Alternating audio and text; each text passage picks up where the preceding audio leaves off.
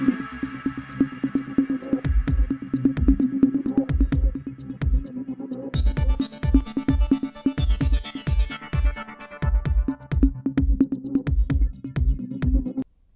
and welcome to Focus 54, where we talk about real African stories. I am your host, Jerome Peresu. And of course, over the coming weeks, we will explore the political, economic, social trends that are shaping the future of Africa.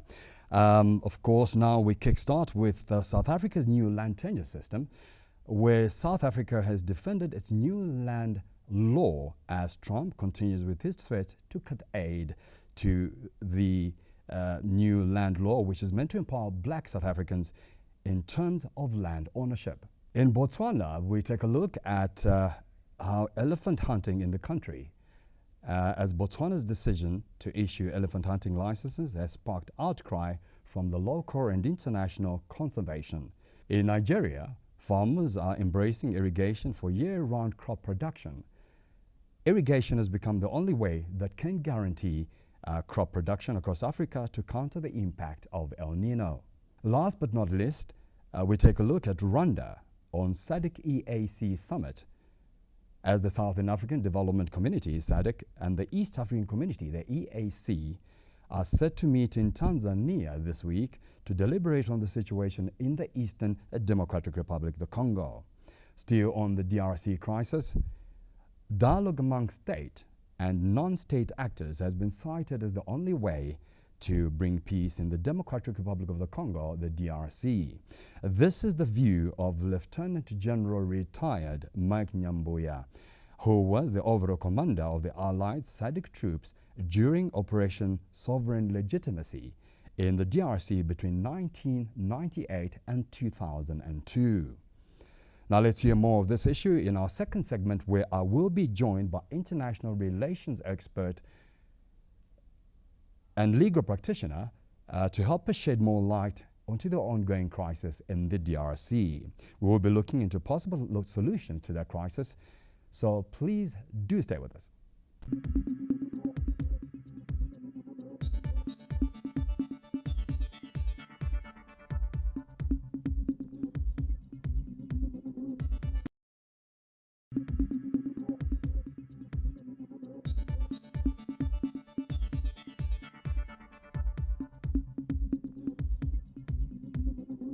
Welcome back. This is Focus 54, and I'm your host, Jerome Peresu. I'm now joined into the studio by a political scientist, Richard Mahomva, and Lenon Rwizi, who is also a public international law mechanism expert.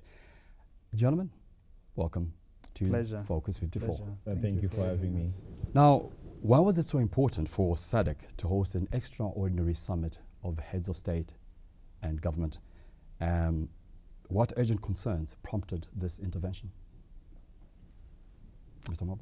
So the starting point was the escalating violence in the DRC against a backdrop of the extent to which this conflict has been a perennial feature of the geopolitics of the Great Lakes region. So you notice that immediately after the launch of the M23 attacks, SADC immediately issued a statement to that effect, and thereafter there was a conversation for the heads of state that took course via the SADC Extraordinary Summit, which was held here in Harare. Right. And fast forward, you also had the leaders producing a very monumental and a very historic resolution that then mapped the way forward for a joint East African community and SADC Extraordinary Summit, which is impending and would happen by end of this week. Now, all this is obviously coming on the background of that initiation. Yeah, it's coming on the backdrop of the escalation in violence. It's also coming against a backdrop of the simmering diplomatic tension that has since emerged, and also owing to some media framings that have always had a perennial projection of adversity in terms of African leaders, in terms of regional blocs. So that particular summit came in as a cure to much of this bad media projection of the diplomatic realities and the diplomatic collegialities of the Eastern Bloc and the SADC bloc. So it should be assessed within that context. That context, Yeah. indeed. Yeah. Now, Rwanda has, Mr. Lenon Rwizi, Rwanda has openly rejected the outcome of the SADC summit. What underlying interests and security concerns might shape its refusal to accept collective resolutions? Oh, thank you very much, Jerome, for that question.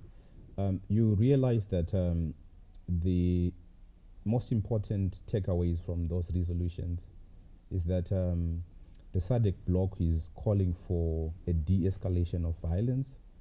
Its concerns on the human rights situation in Eastern DRC, and that there must be respect for certain international law principles like the sovereignty of a nation.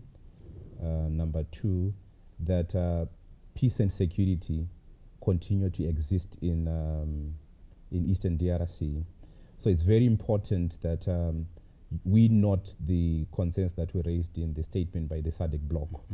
However, the refusal by Rwanda to acknowledge the position that has been taken by the SADC bloc is quite concerning, given that hundreds of people, and quite concerning is the fact that there are a lot of people who are being displaced and a lot of people have died. So it's quite concerning that Rwanda has refused to take heed and acknowledge some of the resolutions that have been put in place by the SADC Extraordinary Summit. Now, Richard, your take on that? I think it's premature for us to draw conclusions about Rwanda's position outside the parameters of the forthcoming joint summit of the East African Bloc and the SADC region. I believe that megaphone diplomacy must not be a medium with which we use to project the position of states, because all states have got platforms where they go and lodge their legitimate sovereign concerns, and the regional blocs perform that particular functions. So let's not be swayed by megaphone diplomacy and forget that this country in concern, Rwanda, last week you people in the media were focusing on what you constructed as the tension between President Ramaphosa and the president of Rwanda, Paul Kagame. But you forget that there is a diplomatic relationship between South Africa and Rwanda, which has seen South Africa churning out graduates into the Rwandan industry. There is an absolute admission by President Kagame that South Africa has been a major booster of the human capital of his country. So, and again, if you look at the role of Rwanda in Mozambique, you look at how Rwanda has got this dotted diplomatic collegiality with almost every other country in the African continent. So let's not read too much into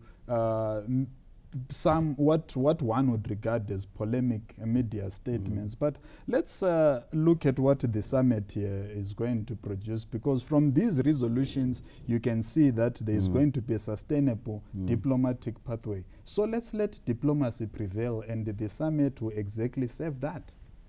Now, just going back to, interesting you say that, but now that the M23 rebels have declared a ceasefire, which I believe they have not dealt with in the way that they should have.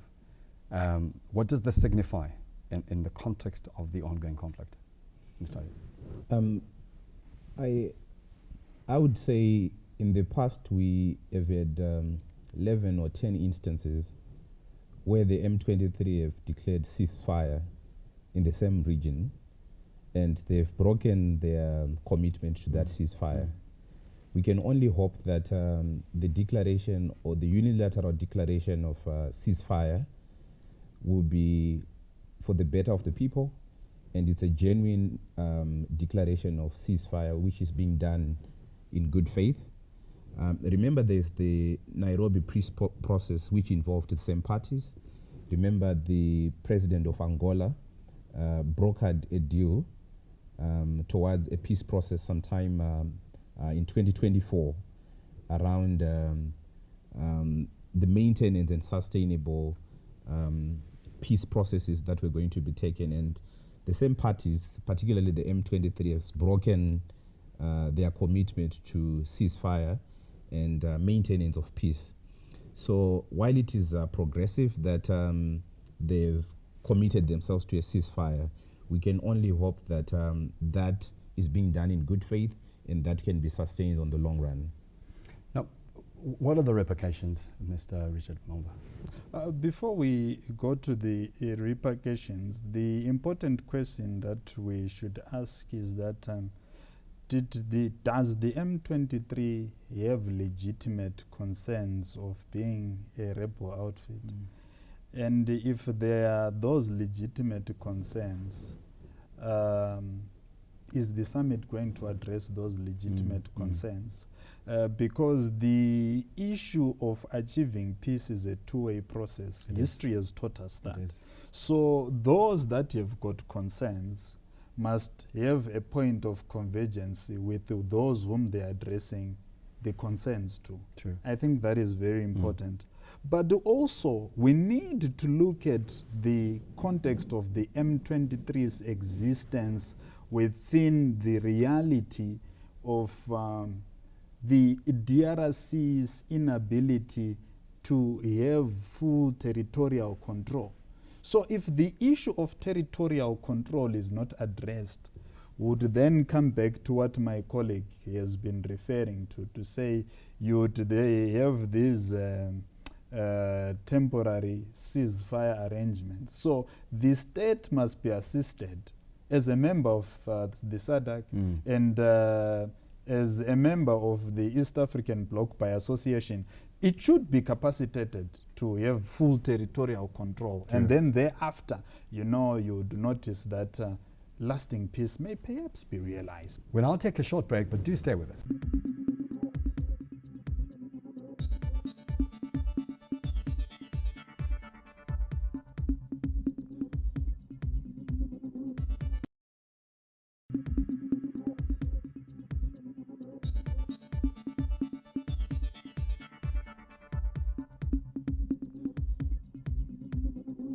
Welcome back to the third and final segment, and of course this is Focus 54. Still with the issue to do with humanitarian concerns. Just before the break, you were just about to explain to us the implications of that and how genuine it is. No, thank you very much, Jerome. You realize that Goma and the eastern region of the DRC, then there's an estimated population of about 2 million people. So these are serious concerns about the welfare and the well-being of a huge number of people who have been displaced, and you've got vulnerable children and women in this context. So if you are to look at the international instruments that deal with conflict resolution, particularly the African Charter for Peoples and Human Rights, the SADC protocols on defense, they create collective responsibilities on member states to address any potential human rights issues, especially when there are children and women involved. Right. So indeed, there are grave concerns surrounding the human rights situation in the Eastern DRC. And maybe it really puts emphasis or context to what the extraordinary summit, the SADC extraordinary summit, what has been saying that these are really serious issues that have to do with the welfare of a huge number of persons in the DRC. Mr. Richard Mahomva, to what extent does Rwanda's alleged involvement in the DRC conflict violate the principles of international law? Well, the issue of Rwanda's involvement is something that should be clearly established through the summit, the forthcoming summit. And it is only then that we can have valid reasons of making these assertions that indeed Rwanda has indicated its availability. But prior to that, really, we are premising our submissions on media sentiments which have been perennially grounded on projecting African states as democratically immature. There's this, it evokes also an appreciation of African politics from a process that some international relations theorists refer to as infantilization of the global south, where the rationality of the politicians in the global south is treated as that of infancy, where the policy architecture of the global south is treated as that of infants. So we need to move beyond these stigmas of the infantilization of Africa and begin to look at our leaders as rational beings who are concerned about the humanitarian questions of the day. And also, what then also arises is also the issue of ethnicity as well, to say, what is the role of ethnicity within that context? You know, ethnicity has been also politicized in Africa, where our diversity has been used as a medium to make us vulnerable, the same way our mineral endowments are used to make us vulnerable. When you look at the issue of ethnicity and regionalism that almost the Western media has been throwing around this debate, it forgets that the modern day African state follows the colonial divisive and dismemberment patterns of the Berlin Conference. So we also need to move away from analyzing some of these issues from infantilization of our politics and also the ethnic stigmatization of our political contradictions. I think it's important as well. Well said, well said. Can this be achieved, Lenon Rwizi, from a legal perspective? Yes, it can be achieved, but we also need to realize that Africa is a work in progress. It, like what my brother is saying, that there is growth that you can see in how Africans are looking at issues of developing a collective future for Africans. So the background must not be ignored, that there is a context from which we are coming from, where what happened in Berlin has led to where we are. And it's high time that that must be addressed and a sustainable solution be found. So to then look at the current situation outside of the context of what happened at the Berlin conference way back, I think we'll be conducting, we'll be making a huge mistake if we then look at this whole situation. So I think there is an opportunity, and DRC is not the only country with such a problem. We have other African countries that have issues to do with ethnicity, but they have managed to sustain peace and a collective future for people of different ethnicities living in the same space. True. I think on that very same note, how does the presence of the DRC, for example, align with challenges to do with legal frameworks governing regional military interventions? Well, at the moment, the DRC is vulnerable, and that vulnerability underscores the importance of our nations who have signed these international instruments to properly align and uphold their duties at international law. For example, you have the principle of national sovereignty. If those principles are properly upheld, you would not be seeing one country intervening in the internal issues or in the internal politics of another country. So in this context, without dropping names, you shall realize that there is one state that is unlawfully, in terms of international law, participated in the internal issues that are affecting the DRC. Leave the DRC to solve its own issues, leave the DRC to resolve their own internal issues.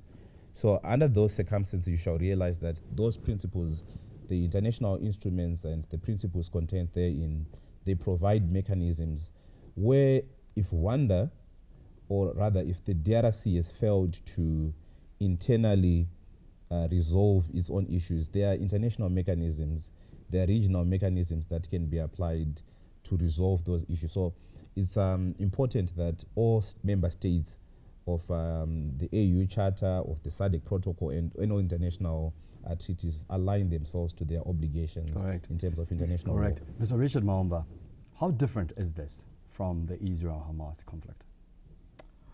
Well, the context in Africa is that we are talking of a mineral-rich area, and it is not so different per se because there are other external multinational companies also quite involved in this particular conflict. So we need not to analyze this conflict within a narrow context of the irrationality of African politics, but we also need to analyze it within the context of competing interests of capital, because it is in this region where you find minerals that are actually used for technological gadgets, where you find minerals that are used for gold. So the question is, whilst we are seeing the faces of African leaders at the center of this, what is the position of capital? And why is the Western or the global North media not emphatic on that? Because we know that the global North has traditionally benefited from the hemorrhage of the African continent.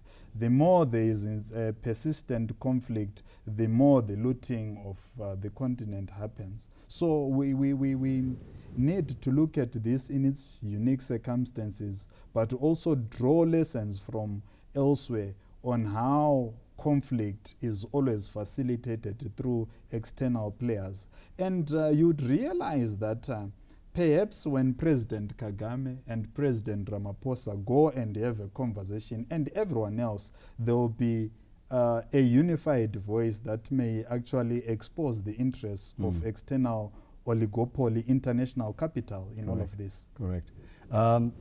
Maybe just to sum it up, Lenon Rwizi?